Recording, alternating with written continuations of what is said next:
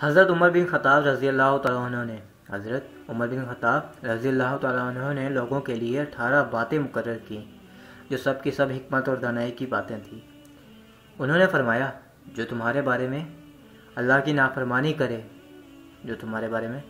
اللہ کی نافرمانی کرے تم اسے اس جیسی اور کوئی سزا نہیں دے سکتے کہ تم اس کے بارے میں اللہ کی اطاعت کرو۔ اپنے بھائی کی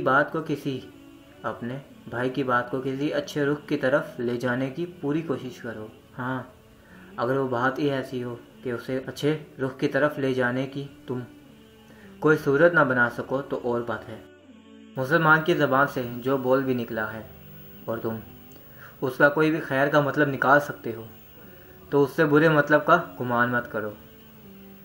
جو آدمی خود ایسے کام کرتا ہے جس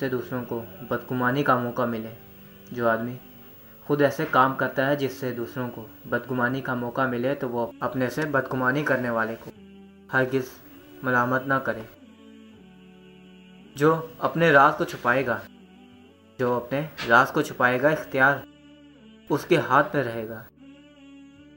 سچے بھائیوں کے ساتھ رہنے کو لازم پکڑو۔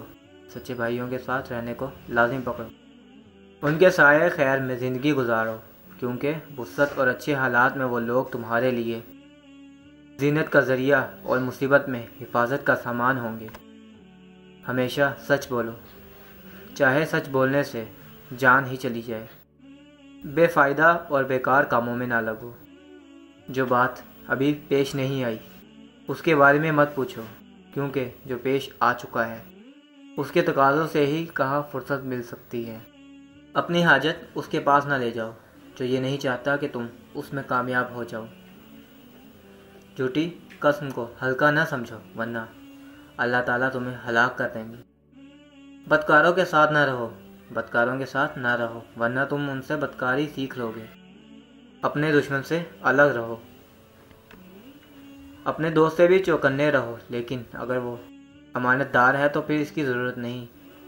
اپنے دوست سے بھی چوکنے رہو، اور امانت دار صرف وہی ہو سکتا ہے جو اللہ تعالیٰ سے ڈرنے والا ہو۔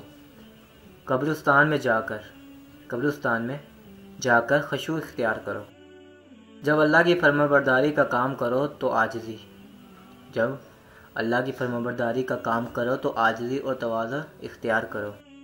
جب اللہ کی نافرمانی ہو جائے تو اللہ کی پناہ چاہو۔ اپنے تمام امور میں ان لوگوں سے مشورہ کیا کرو جو اللہ تعالیٰ سے ڈرتے ہیں، کیونکہ اللہ تعالیٰ فرماتے ہیں، خدا سے اس کے وہی بندے ڈرتے ہیں جو اس کی عظمت کا علم رکھتے ہیں۔ اگر آپ کو یہ ویڈیو پسند آئے تو اس ویڈیو کو شیئر کریں، لائک کمنٹ کریں اور سبسکرائب کے بٹن کو دبا کر سبسکرائب کریں اور ساتھ والے بیل آئیکن کو دبا کر آنے والی ہر ویڈیو کا نوٹیفیکیشن حاصل کریں۔